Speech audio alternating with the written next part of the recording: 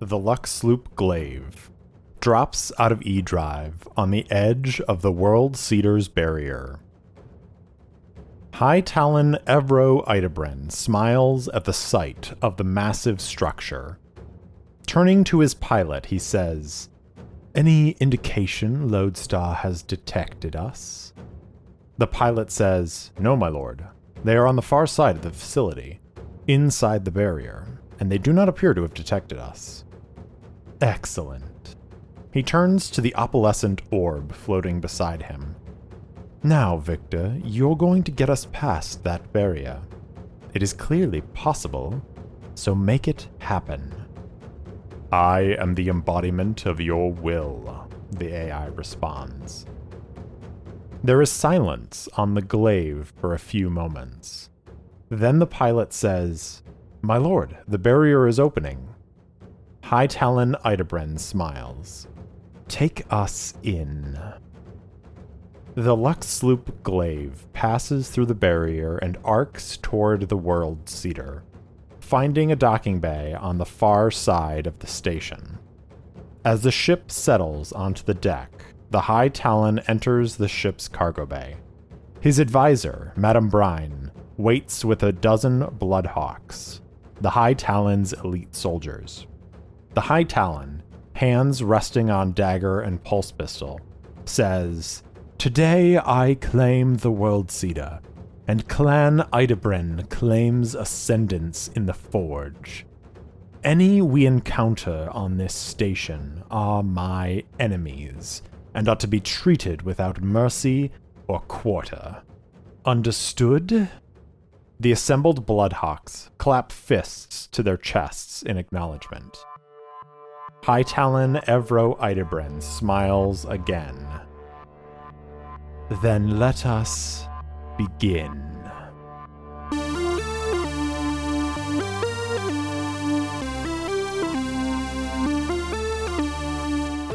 Welcome back for another episode of Errant Adventures. As always, I'm your game master and solo player, Steve Morrison. On this week's episode, Lucius and company face off against the High Talon Itabren and his elite Bloodhawks. Can they win the day and stop the Ironhawk agenda here and now? Find out on episode 29, Bloodhawk Waltz.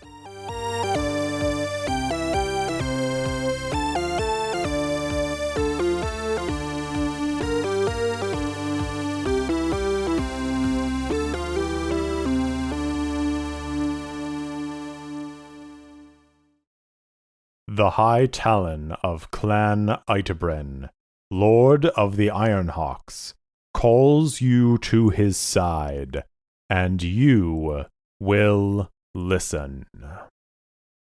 Lucius hears these words, and his hand is just about to touch the button that will open the door when Adelie grabs his arm and viciously shakes her head. And she whispers, "No, Lucius. That is the voice of an ascendant AI. We don't know what's in there. We don't know what powers are arrayed against us in there. We can't rush in." And as she says that, there is this strange, low hum that fills the room on the other side of that door, as what sounds like those whispers fade out and go silent. And then the voice says, "My lord, they stand at your command."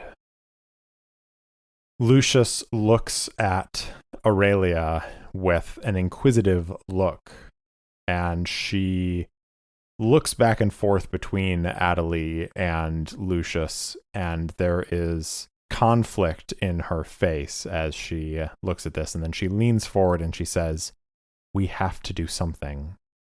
If the High Talon is here, there's no telling how many Ironhawks he has with him, but we cannot let him take control of this station." Lucius nods and says, "I agree. And then he turns to Adelie and says, Adelie, I trust you. I trust your powers. I know that you are strong. We can do this. We have to do this. Be brave. Be strong. And be safe. And then he is going to turn to the door and is going to press the button to open the door. The door slides open, revealing a medium-sized room with a number of those data information pillars inside. It almost looks as though they are shimmering and glowing, and what Lucius sees is on the far side of the room, his back to where they are, the High Talon, Evro Itabren, and there is a small, very familiar-looking quartz orb that is floating in the air beside him. There's a wizened crone, and then there are a dozen soldiers dressed in Ironhawk armor that is stained red like blood. And as soon as the doors open, the soldiers turn and lower their weapons, their rifles and pistols, and aim them at the door, but they do not fire. And the High Talon turns and sees them and says, "Ah, at last we meet in person. Lucius Tarquin, a pleasure." And then he looks at Aurelia and says, "Aurelia, it is nice to see you again. It has been a long time." And Aurelia scowls. And then he looks at Adelie, and he says, "You must be the Paragon. Oh, I've heard so much about you. Tell me something. Do you wish to live? Do you wish to survive the conquest that is coming? I could use a person of your skill on my side. You see, I already have a Paragon, but I have always learned that it is better to have 2 weapons instead of just 1. What do you say, young lady? Will you come and join me?" To which Adelie says, "I will never be someone else's weapon again. I am my own person. I won't serve you." The High Talon shrugs and says, "Oh well, it was a thought." And then he says to one of the Bloodhawks, "They are a nuisance. Kill them. Victor, Madame Brine, follow me." And is going to turn and leave the room with the orb floating behind it. There are these like purplish green arcs of energy going around the crystal orb, unlike anything that Lucius has seen before. And the crone also follows, and 4 of the Bloodhawks remain. The rest leave the room following the High Talon. One of the Bloodhawks says, "Throw down your weapons, and this will be relatively painless." And Lucius looks at the Bloodhawk and says, "I am Lucius Tarquin of Clan Tarquin, and I will never throw my weapons down before an Itabren." And we're going to enter the fray. We're going to call this a formidable combat, because these, though they are almost equally matched in numbers, there's 4 Bloodhawks and then the 3 of our heroes. But the Bloodhawks are the elite soldiers amongst the Ironhawks, and so they are a little bit better than your average Ironhawk warrior. And the Ironhawks are already the most feared soldiers in the Forge. So we're going to call it a formidable fight, and we're going to enter the fray. So we are going to, in this case, roll plus heart, because they are facing off against their foe. And we are going to go ahead and roll. Plus heart, which is +2. Here we go. Not a good start, with 5 on the action die, an 8 and a 10 on the challenge dice for a miss. So the fight begins with you in a bad spot. Essentially, they have this exchange, and immediately the Bloodhawks snap into action, and they spread out, and they begin firing on Lucius and his companions, and they are going to try and maneuver and try to find some cover behind these pedestals that are there. So this is going to be reacting under fire, plus edge, and here we go. 7 on the action die, a 3 and a 10 on the challenge dice for a weak hit. So you succeed, but face a troublesome cost. Make a suffer move, -1, and stay in a bad spot. So they are able to take cover behind some of these pillars, but as they do so, they get a little pinned down there. And so they're going to lose the momentum. That's going to be the suffer move. And Lucius is going to command the Ascendancy drone that has been following him around since he found the second one in the armory. And he is going to command it to draw fire. So it's going to fly up and fire some bursts with its laser. And I'm going to use the combat ability for the combat bot, which lets me use its health in order to react under fire to create a diversion or draw fire. So there's going to be +5 on this react under fire. Oh yeah, we've got an 11 on the action die and a 2 and a 3 on the challenge dice for a strong hit. So I get to mark progress as one of the benefits of getting a strong hit when doing that. And so that's going to mark 1 progress on this as it flies up, it draws their attention, and then we have control of this combat as Lucius, Adelie, and Aurelia are going to pop out from behind their cover and are going to fire on these Bloodhawks. So we're going to strike, we're going to roll plus edge, +1 for the combat bot, and then I am going to take +2 from Adelie. She picks up one with her Paragon abilities and throws him across the room.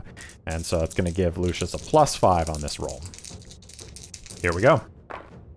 10 on the action die, 5 and a 6 on the challenge dice for a strong hit. So we're going to mark progress twice.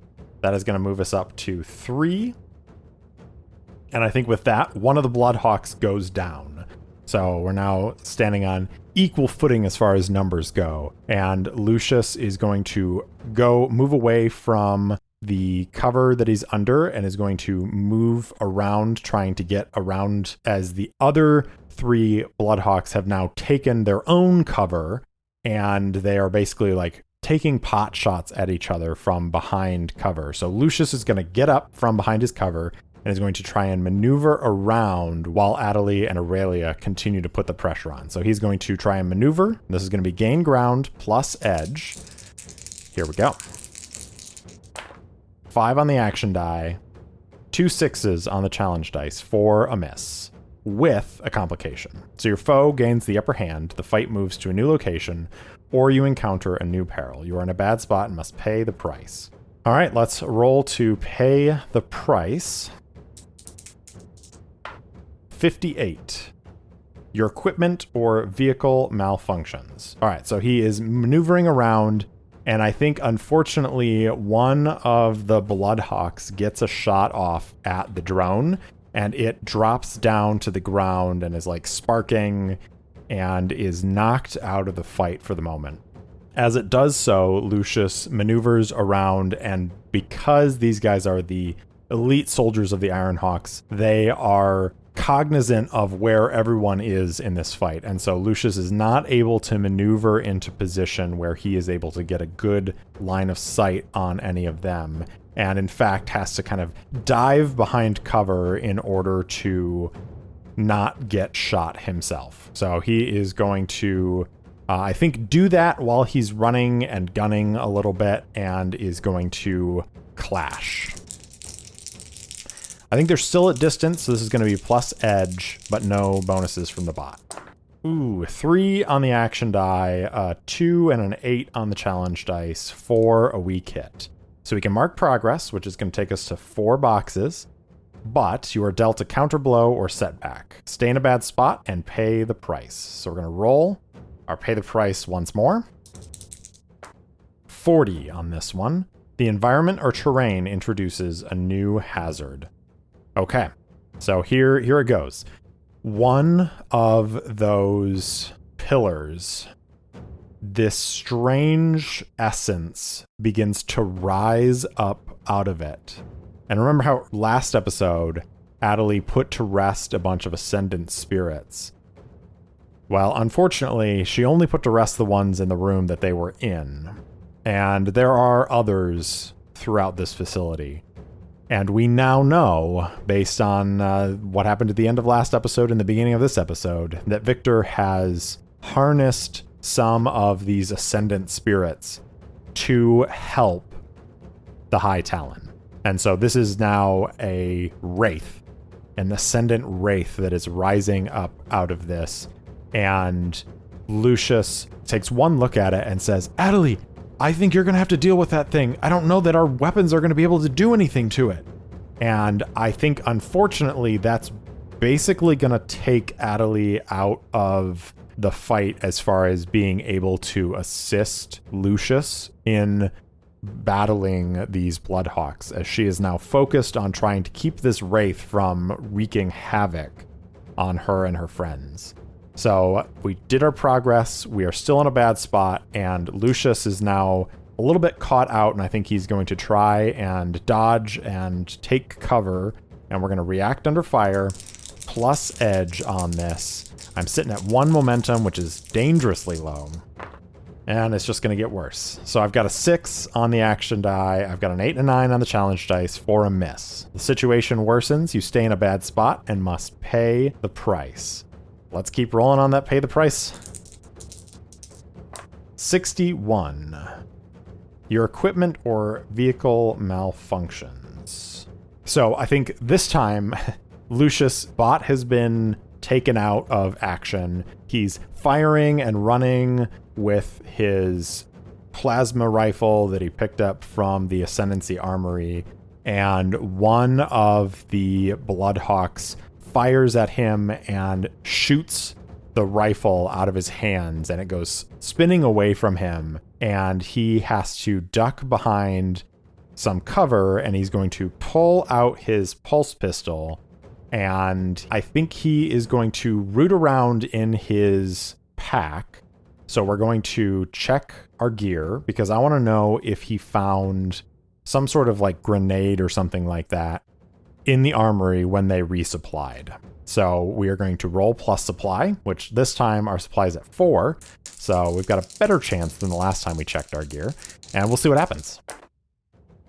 9 on the action die, a 9 and a 6 on the challenge dice for a weak hit. So we have it. You must choose one. Supply is diminished, sacrifice resources, or it's not quite right and causes a complication or delay, lose 2 momentum. Well, I don't want to lose any momentum since I'm at 1 momentum, so I'm going to lose a supply. So that's going to take my supply from 4 to 3, and he is going to draw out a couple grenades, and he is going to turn and roll them one on either side of the pillar that he's standing on.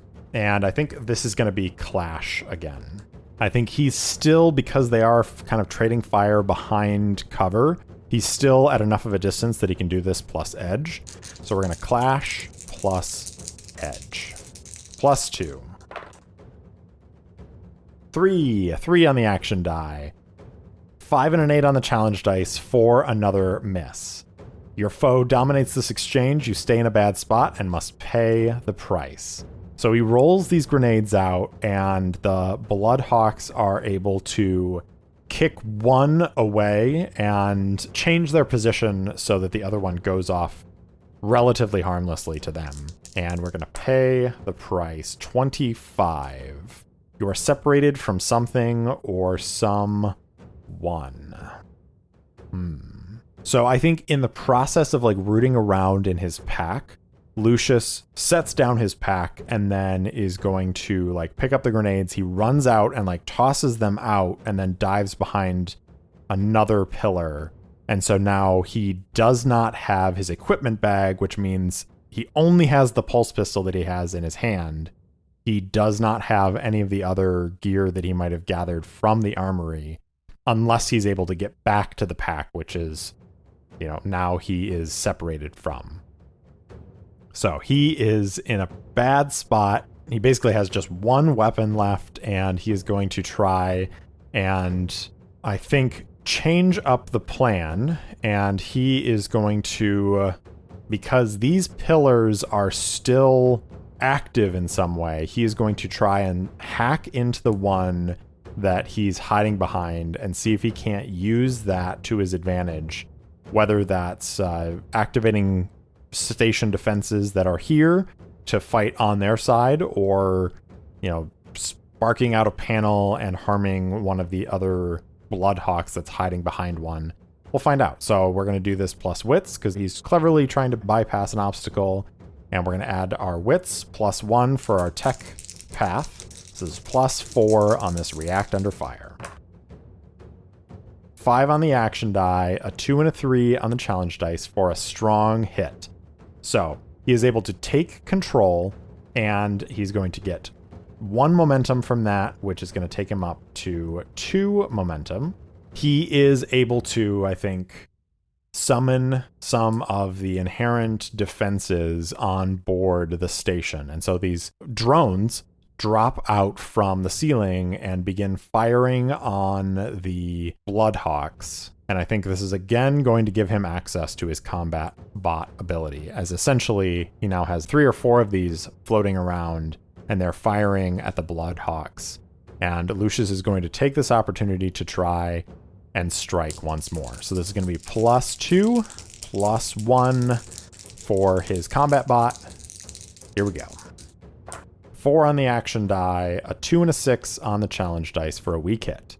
So we're going to mark progress twice, which is going to take us to 6 boxes of progress, but we find ourselves in a bad spot. So I think this time Lucius takes out another one, and so now there are only 2 Bloodhawks left. But in the process of doing that, he's maneuvered himself out from behind the pillar that he was hiding behind, and he's a little too close to where the other Bloodhawk was hiding. And the other Bloodhawk jumps out, knocks his pulse pistol aside, doesn't necessarily knock it out of his hand, but knocks it aside, and is right there on top of him. And Lucius is going to just kind of recoil a little bit and is going to try and clash up close and in close quarters. So this is going to be plus iron. So +1 on this roll. No +1, but he'll get some momentum if he gets a hit from his combat bot. Here we go. +1 on this. 5 on the action die. A 6 and a 10 on the challenge dice. For a miss. Your foe dominates this exchange. You stay in a bad spot, and you must pay the price. I think he's going to take some harm here. And I think because the Bloodhawks are the elite soldiers of the Ironhawks, instead of taking -1, he's going to take -2. So that's going to knock his health down to 2 as the Bloodhawk grabs a hold of his firing arm and is going to essentially pummel Lucius in the face multiple times. As blood starts to spill out, his head rocks back. He's seeing stars, and he is going to try and kick his way out and run away. And I think this is going to be reacting under fire once again, plus edge. As he tries to break free and dodge out of the way as the guy is lining up a kill shot. 4 on the action die, a 2 and a 10 on the challenge dice for a weak hit. So he succeeds, but faces a troublesome cost.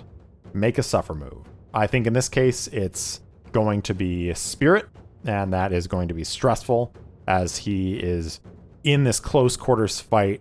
Now, Lucius was raised as part of Clan Tarquin, and though Clan Tarquin does not have the illustrious sort of military warfare bent that the Clan Itabren focuses on, the Tarquins are no slouches when it comes to battle either. And so even though Lucius was basically raised by an archaeologist, his mother, His father, being the leader of Clan Tarquin, made certain that he received a certain amount of training.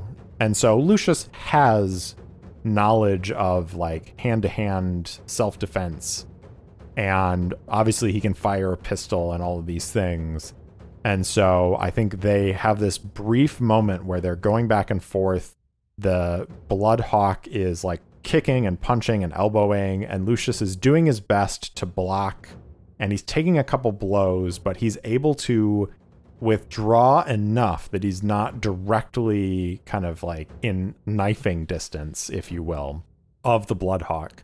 Now that he's back far enough, he's going to just level his pistol and fire.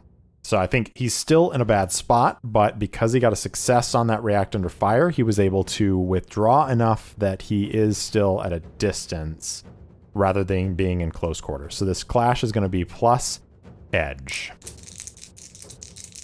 The combat bots, the drones, are still like circling around, firing at the last two Bloodhawks. We've got a 7 on the action die. We've got a 3 and a 7 on the challenge dice for a weak hit. So we're going to mark progress, but dealt a counterblow or setback. Stay in a bad spot and pay the price. Now, first of all, because I got hit on Clash, I get to take +1 momentum. So my momentum goes up to 3, which is good. And then we're going to roll on pay the price to see what happens. 91. You are delayed or put at a disadvantage.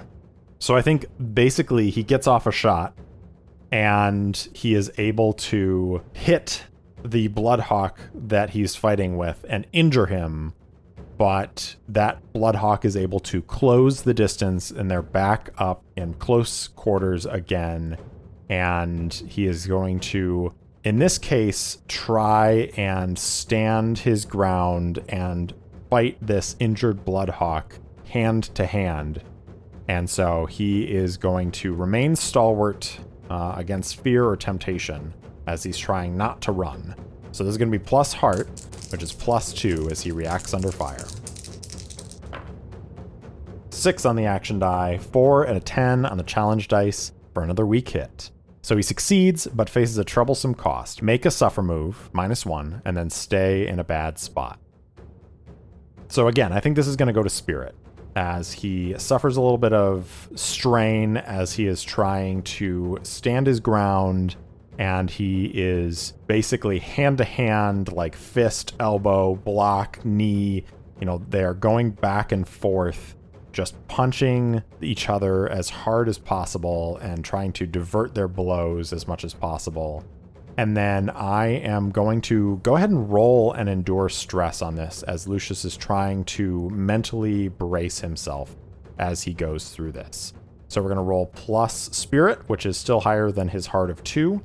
His Spirit is +3 as we endure stress. 4 on the action die, a 2 and a 5 on the challenge dice for a weak hit.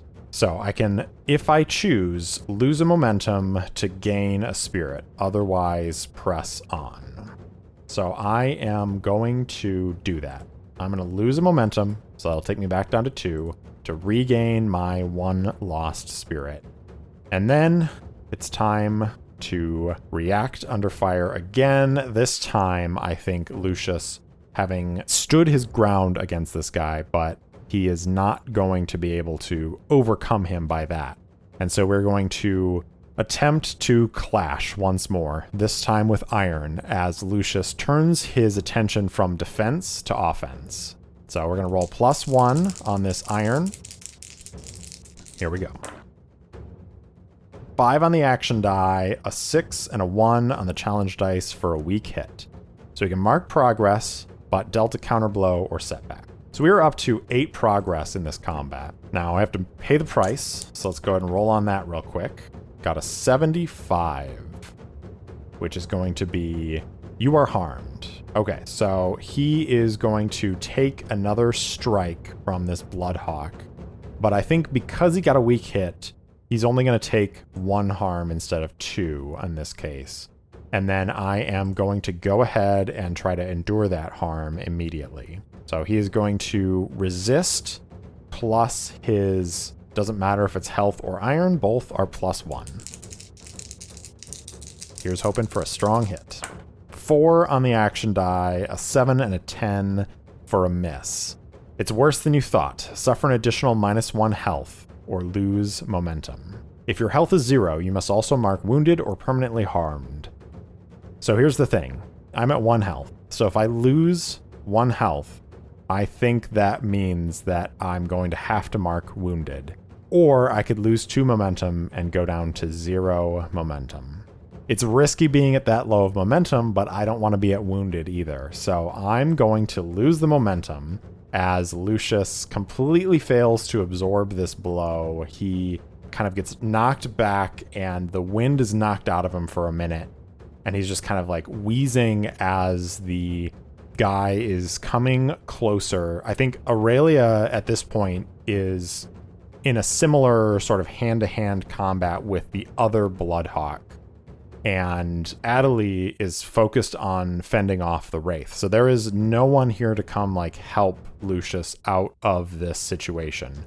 And so he is going to, since he already has access to that console, he is going to, as he's wheezing and as the Bloodhawk is approaching, probably like drawing out a dagger to finish him off, Lucius is going to try and change up the plan and is going to try and set off the panels around the Bloodhawk so that he's distracted. So we're going to change up the plan. We're going to react under fire plus wits.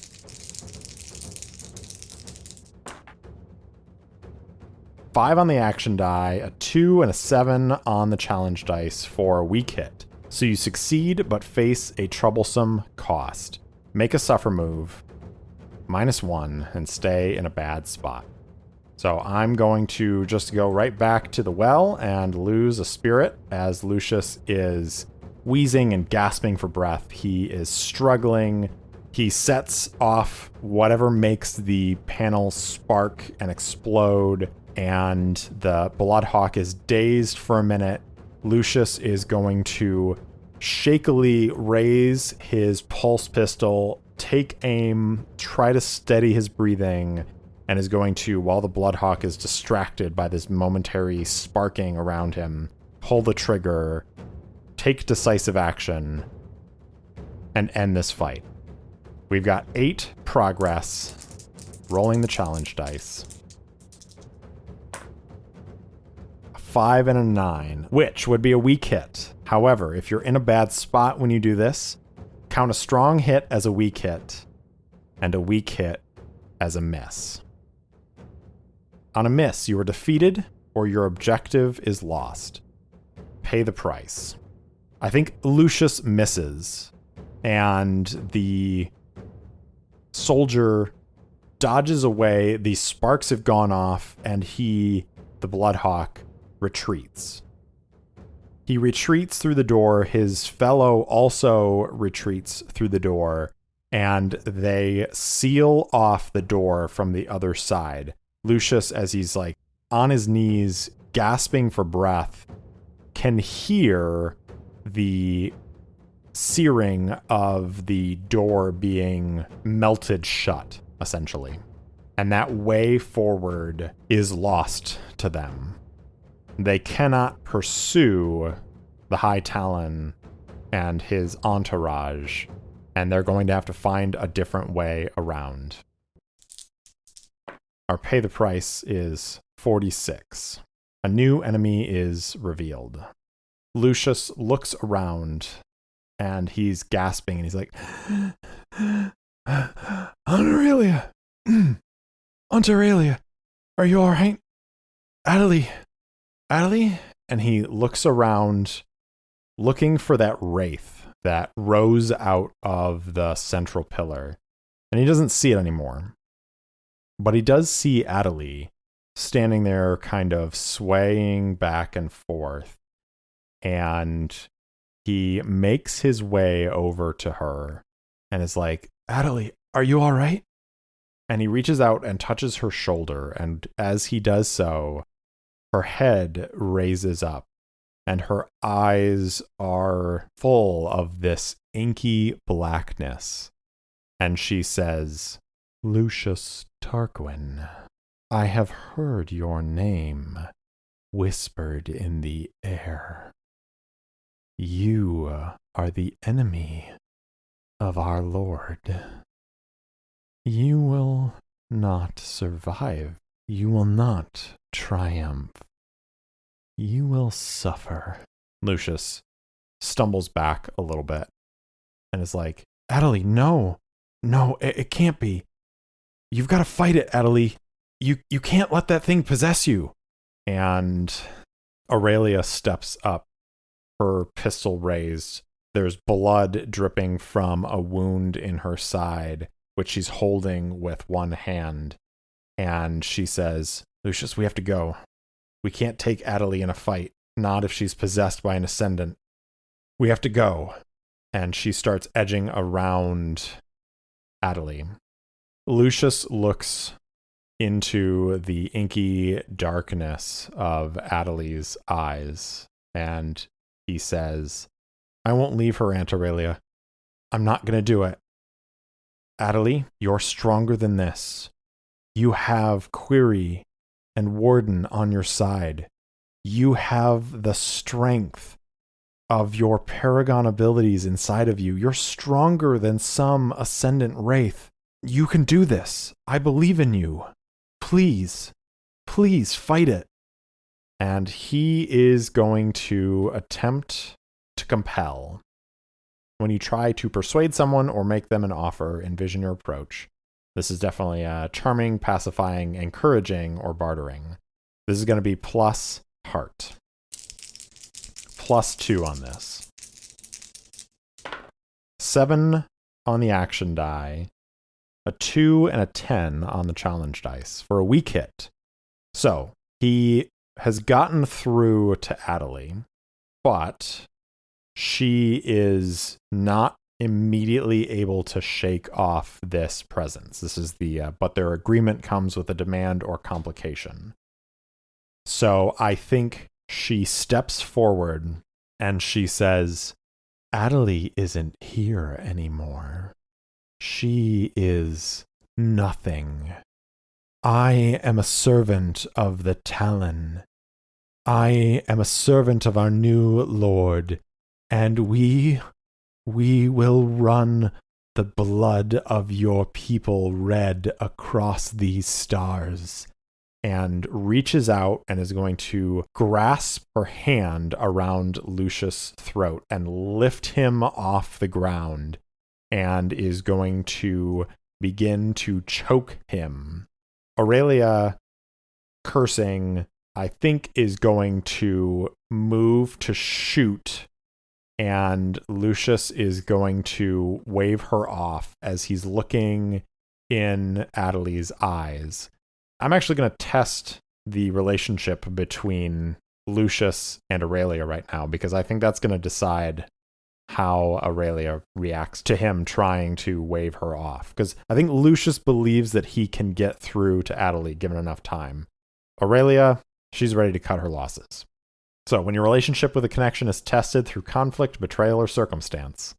Oh, there's circumstance, all right. Roll plus heart. So this is going to, again, be +2. 7 on the action die.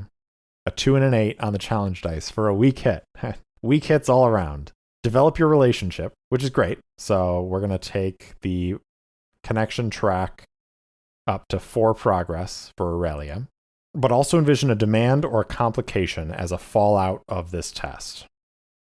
I think the complication here is that Aurelia doesn't shoot Adelie.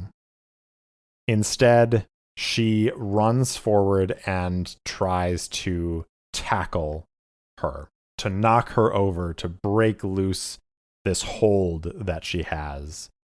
And I think we're going to ask the Oracle if Adelie is able to wrest control of herself before the Ascendant Wraith is able to do something to Aurelia as she's charging forward, or not. And I think it's 50-50.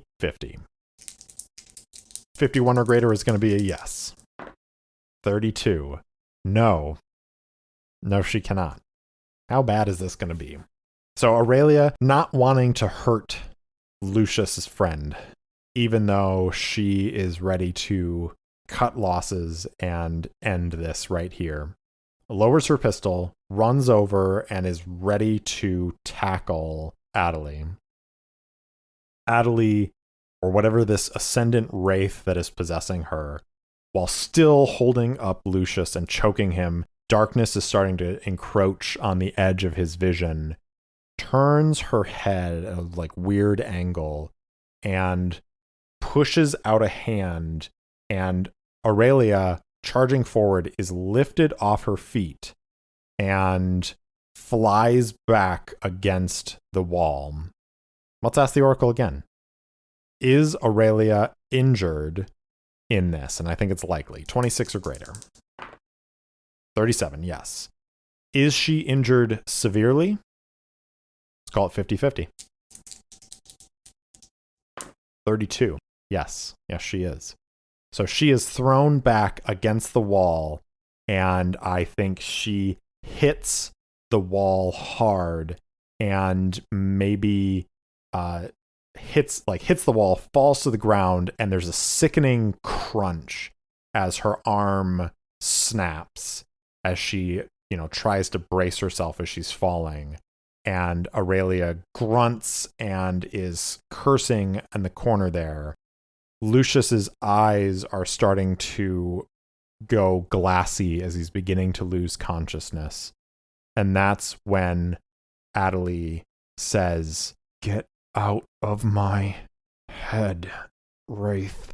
And all of a sudden, this inky darkness starts to leak out of her eyes in like a mist and flows out and then materializes into a wraith on the other side of Lucius. Adelie lets go as the strength to hold him up leaves her arms. He clatters to the ground and is blinking, barely able to focus. And Adelie is going to attempt to banish this wraith once and for all. And let's ask the Oracle and see how that turns out. I think given everything that's happened, I think it's likely that Adelie is going to be able to force it out. The guilt of what she's done to Lucius and Aurelia has hit her, and she's not only guilty, but angry that this thing made her hurt people that she cares about. So I think it's likely that she will be able to succeed. So 26 or greater. 22. She is not able to banish the wraith. The wraith floats above as Adelie's hands are raised and her eyes are closed in concentration. She's trying to force it back, and it's clear that the wraith is being pushed back and away from the room, but it is not going as quickly as Adelie wants it to.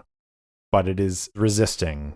And since it cannot re-inhabit Adelie, and Aurelia is, at this moment, a broken form, the wraith does the only thing left to it. It flies down to the form laying on the ground and is going to attempt to possess Lucius. Now, Lucius has no training in the arts of a paragon. He is not a paragon himself. But I think even with something like a possession of this manner, I don't think it's an automatic thing. He is going to have to resist this with face danger, and this is going to be plus heart because it is all about resolve. Can Lucius Tarquin hold on to the person that he is? Can Lucius remain himself and fend off the advances of this spirit? Plus heart on this face danger. Let's find out what happens. 3 on the action die. An 8 and a 1 on the challenge dice for a weak hit. So he successfully is able to withstand the mental assault of this wraith, but it's going to stress him out. So he's going to lose a spirit as it's psychically attacking his mind and trying to override the consciousness of his being. Lucius is able to resist, and I think partly because of his connection to Adelie, that like he is holding on for her. The wraith recoils from him, looks around, and then says, "I will report this to my master. You will regret not yielding." And the wraith disappears through the same door that those last two Bloodhawks retreated through. Elsewhere in the World Cedar facility, Lieutenant Mila and Dr. Petrov make their way down a long corridor. They are on a strange level that has a number of bays that seem to house some of the construction drones that likely flew down and worked on whatever planet or thing that was being built in the bowels of this facility. These bays are full of inert construction bots that are just lying dormant. They've already explored a number of these bays and haven't found anything of interest. They're continuing their exploration as they are looking for a way up to rejoin the rest of their companions. Lieutenant Mila is in the lead, their rifle slung across their chest and their eyes scanning ahead for dangers. Behind them, Dr. Petrov is walking. He is scratching at his face and studying the scanner in his hands. He says, "I think there might be something different up ahead. I'm reading some interesting fluctuations, energy fluctuations." And Lieutenant Mila says, "All right, well, let's check it out." And they're going to make their way forward. They reach another door, smaller than the bay doors that open into the cargo bays that hold these drones. And when they reach this door, Dr. Petrov says, "Yeah, there's definitely something powered behind this. This is weird. It might almost be life signatures." Lieutenant Mila, always cautious, always careful, raises their rifle and prepares to open the door. The door slides open and Lieutenant Mila moves into the room with the cool, calm professionalism of a well-trained and experienced soldier. They sweep the corners and ensure that there are no threats ready to strike at them. But their sweep of the room is brought short by the sight of a figure standing on the far side of this small room. There is a hanging bot that is partially pulled apart, its innards spilled out around it, and some of them laying on tables on either side of this small room. But the figure is what draws Lieutenant Mila's eyes. The figure is tall, taller than the average human. And when this figure turns, Lieutenant Mila does not see human features looking at them. The features are angular and sharp.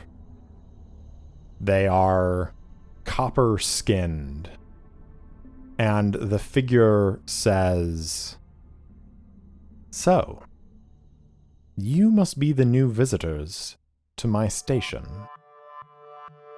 Welcome to my facility. Now please, tell me, why have you come?"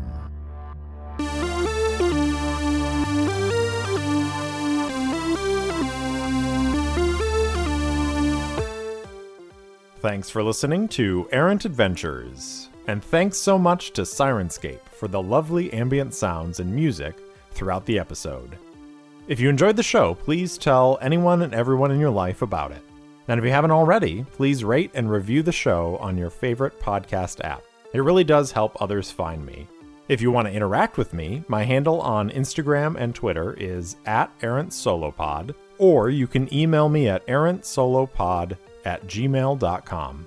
I also post short fiction and campaign-related materials on my website, errantadventurespod.com. Thanks again for listening, and I'll see you next time.